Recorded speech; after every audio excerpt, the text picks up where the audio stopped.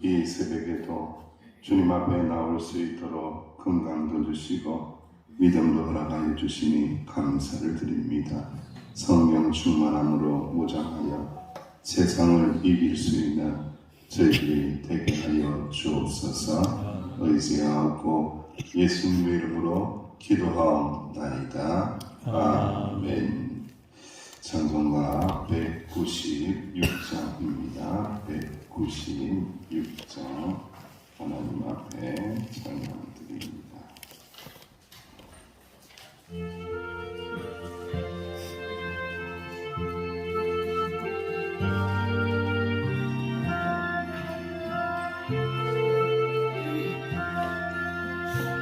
운명의 감사를 나에게 채우사 주님의 사랑 본받아 나 살게 하소서.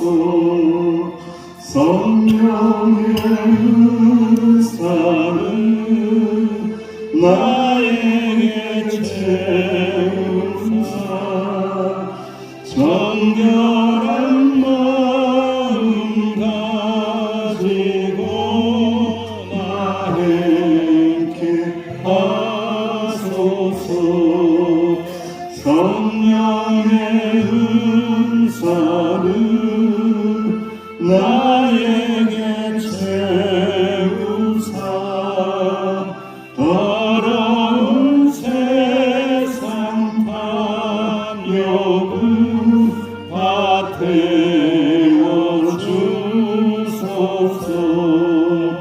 성령의 은사를 나에게 채우사 영원한 주님 나라에 나 살게 하소서. 3절합니다.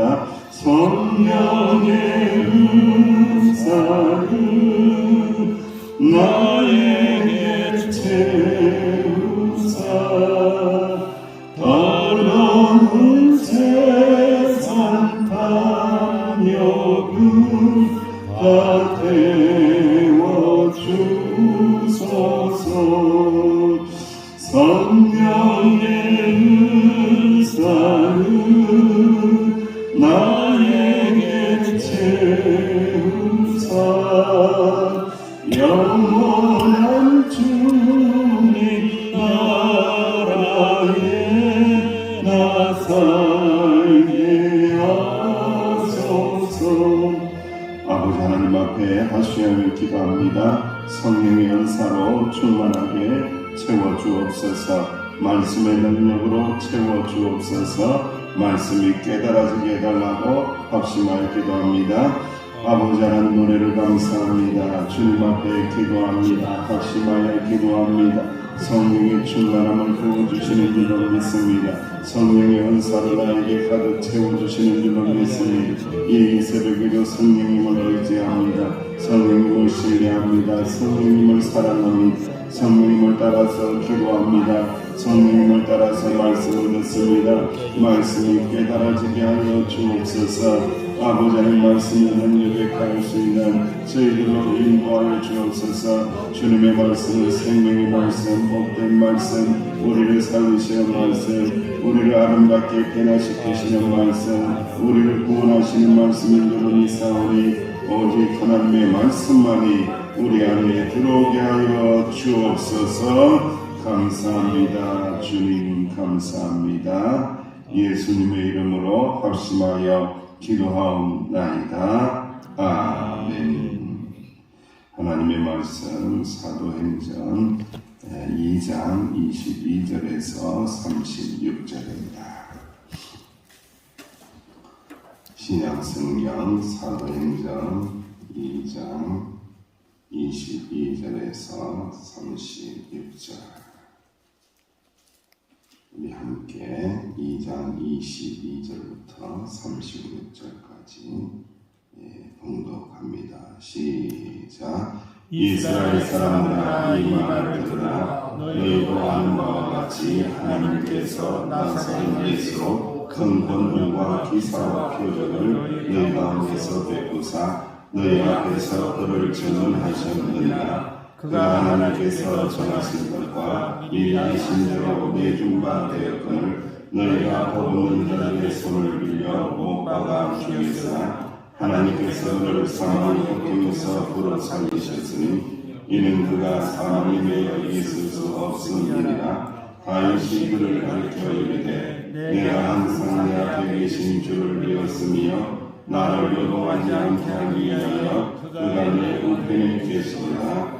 그러므로 내 마음이 기뻐하였고 내 혀도 즐거워했으며 육체로 희망에 가하리니 이는 내 영혼을 엄부에 버리지 아니하시며 주의 거룩한 날로 슬픔을 당하지 않게 하실 것이니라. 주께서 생명이 이를 내게 보이셨으니 주 앞에서 내게 기쁨이 충만하게 하시리라 하였으므로 형제들아 내가 조상 다윗에 대하여 담대히 말할 수 있노니 다윗이 주고 전사되어 그 묘가 오늘까지 우리 중에 있도다. 그는 선지자라 하나님이 맹세하사 그 자손 중에서 한 사람을 그 위에 함께 하려 하심을 알고 미리 본으로 그리스도의 부활을 말하되 그가 엄부에 그름이 되지 않고 그의 육신이 썩음을 당하지 아니하리라 하니 이 예수를 하나님이 살리시니라. 우리가 다 이 일의 증인이로다. 하나님이 오른손으로 예수를 높이시며 그가 약속하신 성령을 함께 받아서 너희가 보고 듣는 이것을 부어주셨느니라. 다윗은 내가 못하였으나 친히 말하려 이르되 주께서 내게 말씀하시기를 내가 네 영으로 네 발등상이 되게 하기까지 너는 내 우편에 앉아 있으라 하셨도다 하였으니 그런즉 이스라엘 온 집은 확실히 알지니 너희가 십자가에 못 박은 이 예수를 하나님의 주와 그리스도가 되게 하셨느니라 하니라. 아멘. 우리가 성령님에 대해서 말씀을 할 때는 두 가지 큰 개념이 있습니다.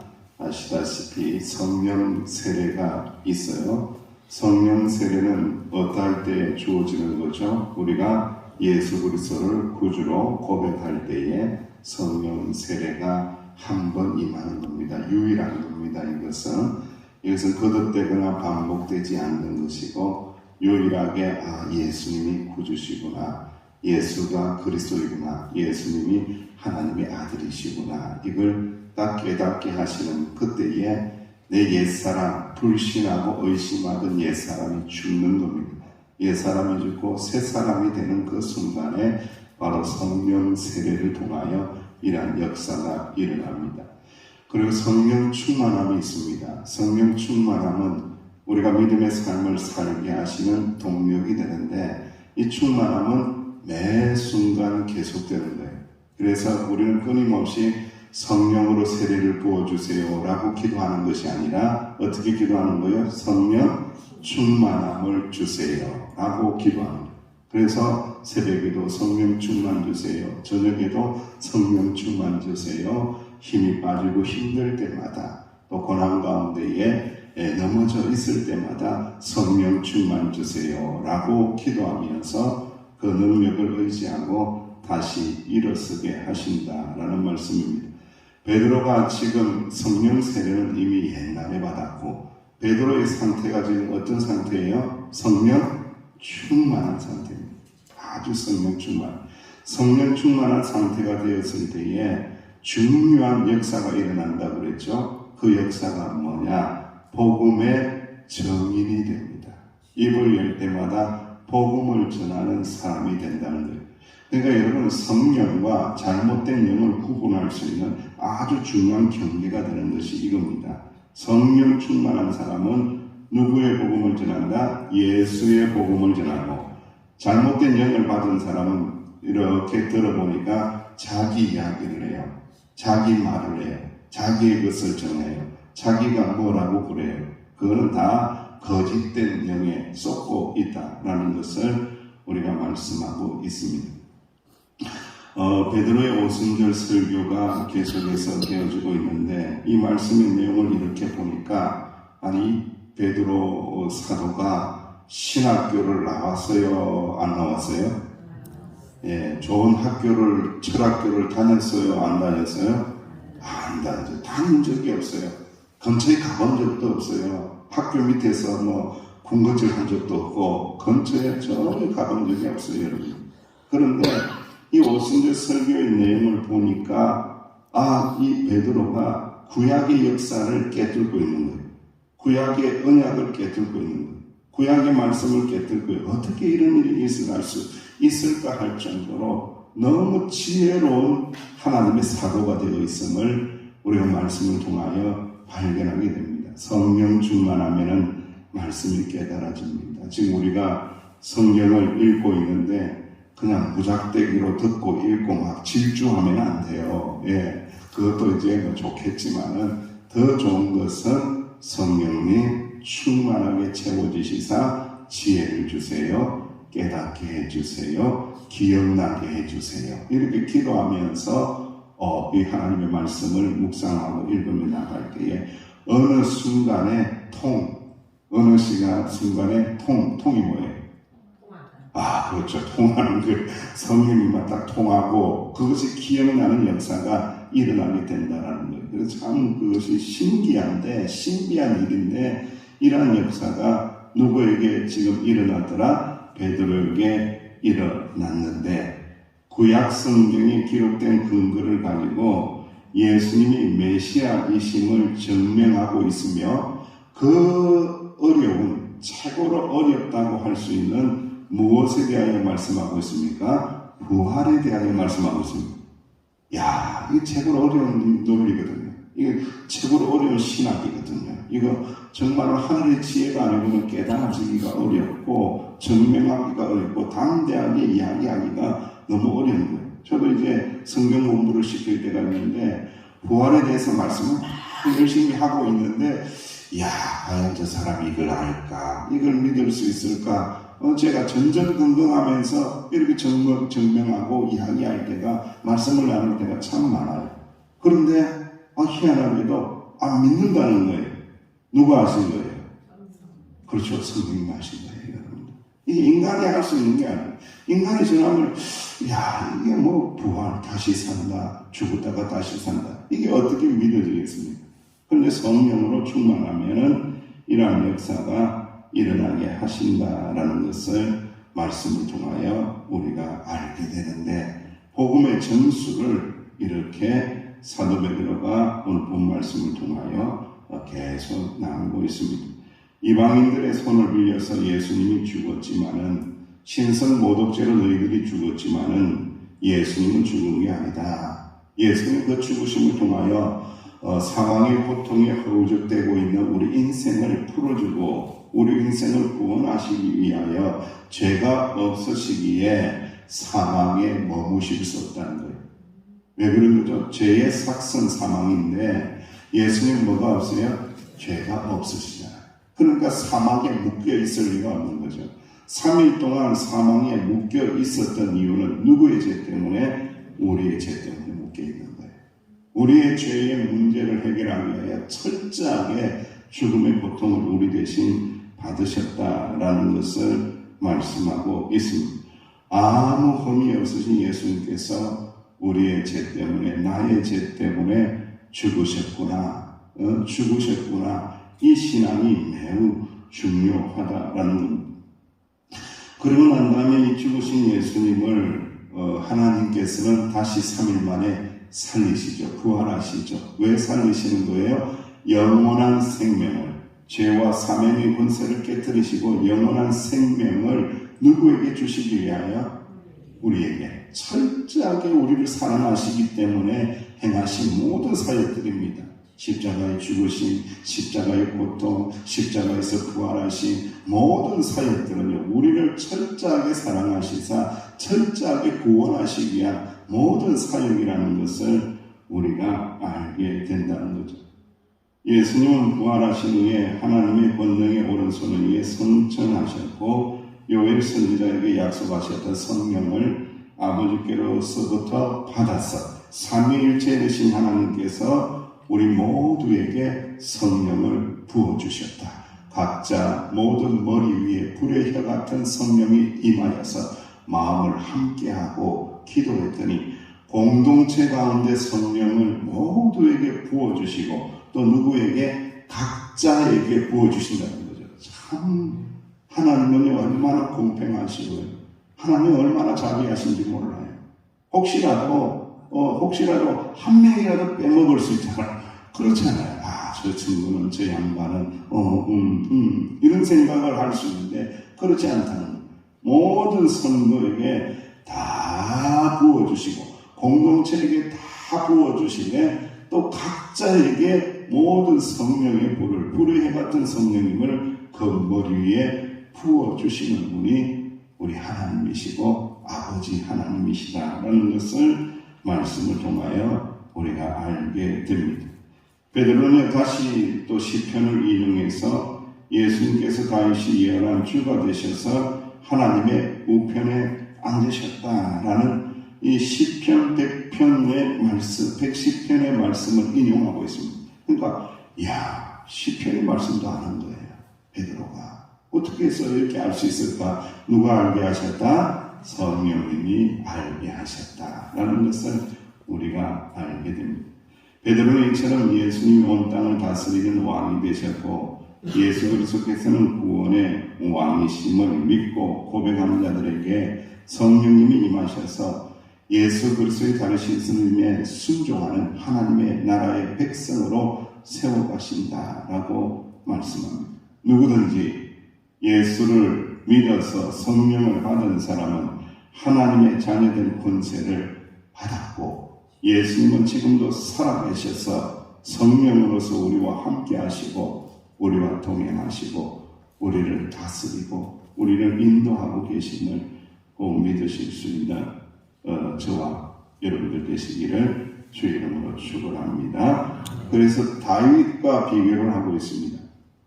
여러분 다윗에 대해서 말씀하신 게 아니라는 거예요. 시편 16편 말씀 이하에도 보면은 내 영혼을 음부에 버리지 아니하시며 주의 거룩한 자로 썩음을 당하지 아니하실 것이다 라고 이 다윗은 노래를 합니다. 시편 16편 8절을 이하의 말씀입니다.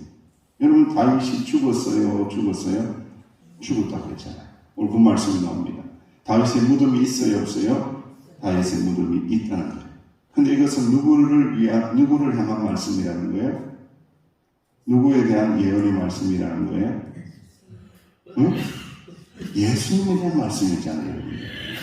다윗의 후손으로 오시는 예수님 메시아에 대한 예언의 말씀이 성취가 되었다는 거예요. 어떻게 해서 주의 거룩한 자로 썩음을 당하지 않는 자가 다윗이 될 수 있냐? 다윗은 무덤이 있다. 다윗은 죽었다. 이것은 예언의 말씀인데 누구를 향한 예언의 말씀이냐? 바로 예수님의 부활에 대한 말씀이다. 이 말씀을 내가 너희들에게 증언한다. 이 말씀이 이루어졌다. 이 말씀이 예수 그리스도 너희들이 죽인 그 예수 그리스도가 3일 만에 부활하심으로 말미암아 썩지 아니했다. 죽지 아니했다. 다시 살아났다. 이 부활의 복음을 내가 너희들에게 전하노니 이 부활의 복음을 믿을지니라. 할렐루야.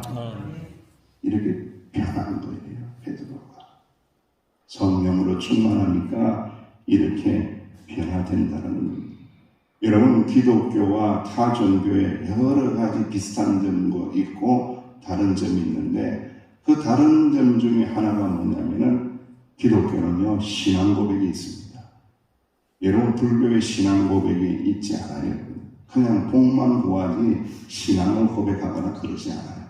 그리고 자기가 득도해서 부처가 되는 것이기 때문에 신앙 고백이 없어요.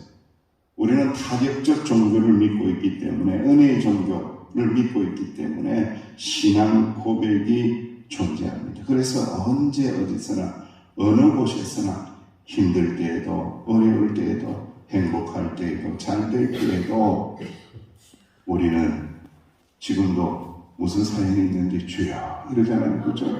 그러니까 그게 이제 다 신앙의 고백이라는 거예요. 나의 주인님이시라는 거죠. 나의 주가 되신다라고 신앙 고백하게 된다라는 말씀입니다. 1976년 7월 26일 날 미국에서 발사한 아폴로 15호가 어디에 도착했어요? 예, 달에 도착했대요.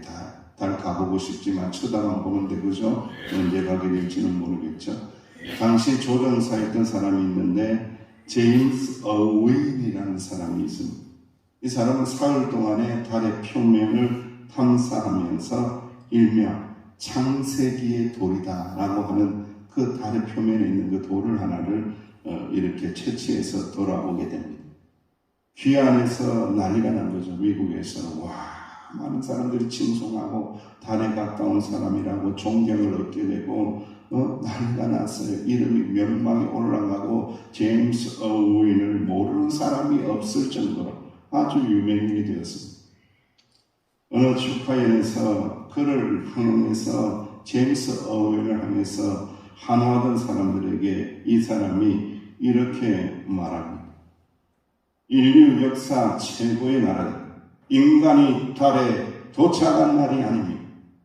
인류 역사의 최고의 날은 인간이 달에 도착한 날이 아닙니다. 인류 역사의 최고의 날은 하나님의 아들 예수 그리스도가 이 땅에 오신 날입니다. 라고 선포했다는 거예요. 이게 뭐라고요? 신앙 고백이라는 겁니다. 여러분 삶의 자리에서 어떠한 모습으로 어떠한 자리, 어떠한 곳에 서 있는지 모르겠습니다. 하지만은요, 그 어떠한 자리에 있든지 간에 저와 여러분들은 어떤 모습으로 서 있어야 한다고요? 신앙 고백하는 자의 모습으로 살아야 되고 부활하신 복음을, 부활의 복음을 증거하는 자로 살아야 된다. 왜? 성령님을 우리 가운데 충만하게 부어주셨기 때문에 이 거룩한 사명을 잘 감당하고 온전히 신앙 고백하고 부활의 복음 증거하는 주의 종들이 되시기를 주님의 이름으로 축원합니다. 기도하겠습니다. 하나님 감사합니다. 이 새벽에도 성령으로 충만하게 채워주시사 말씀을 깨닫고 듣게 하시고 아멘하게 하시니 감사를 드립니다. 주여 삶의 자리에서 내가 믿는 하나님, 내가 믿는 예수님, 내가 의지하는 성령님 고백되어질 수 있도록 축복하여 주옵소서. 예수님의 이름으로 기도하옵나이다. 아멘. 말씀을 붙잡으시고 기도하시고 그 연약한 지체들을 위해서 성령 충만하게 해달라고 기도하시기 바랍니다.